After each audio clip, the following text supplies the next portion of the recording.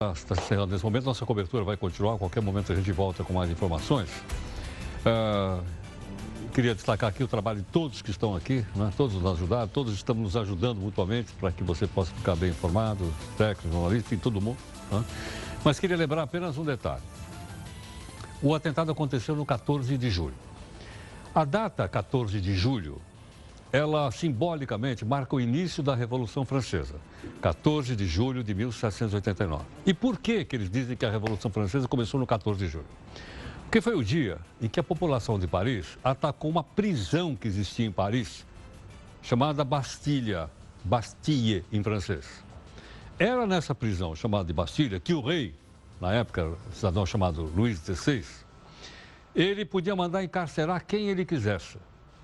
Ele baixava uma cartinha, na época chamada lettre de caixa, e o cidadão era jogado lá.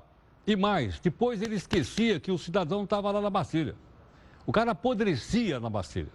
O sujeito não tinha nenhum direito, nem a julgamento, não era julgado.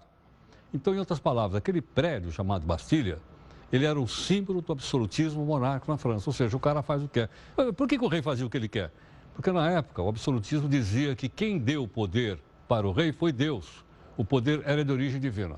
Bom, influenciado pelas ideias da Revolução Francesa, dos filósofos liberais que você conhece, o Diderot, o Rousseau, D'Alembert, Diderot e outros, né, que diziam, não, espera um pouquinho, o poder tem que vir do povo, não tem que vir de Deus. Isso foi fermentando o processo revolucionário e quando a crise econômica se abateu sobre a França, foi a gota d'água para que a população saísse na rua liderada pela burguesia francesa, com as ideias da Revolução Francesa. Derrubaram o prédio, não sobrou nada do prédio. O povo entrou no prédio, tacou fogo, quebrou tudo. Você tem uma ideia? Se você for passear em Paris hoje, você vai dizer, onde está o prédio da Bastilha? Não tem. Por quê? Porque o povo derrubou. Tem a praça da Bastilha, o prédio não tem. Então, esse é o marco importante, ou seja, foi colocado abaixo a origem divina do poder. Olha que conquista para a humanidade. Não é para o povo francês, é para a humanidade de uma maneira geral. Ou seja, o poder não emana de Deus, como vinha desde o Egito Antigo. Passou pela Babilônia, passou pelos impérios orientais. Não, agora é o seguinte, o poder emana do povo e em seu nome vai ser exercido. Então começou uma revolução que pela primeira vez colocou no centro das atenções políticas não o rei, não a nobreza, não o clero, né, associado ao rei, mas o povo, a população. Olha que coisa importante para o mundo, olha que contribuição extraordinária para o mundo. É por esse motivo que nós, entre tantos outros, que nós temos que olhar para a França. Né? Ela deixou esse legado para a humanidade de uma maneira geral.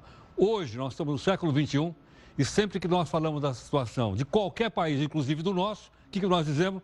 Tem que ter pressão do povo. Onde é que está a população? A Constituição diz que o poder é do povo, da população. Nasceu nesse episódio que eu estou comentando com vocês, que é o 14 de julho de 1789.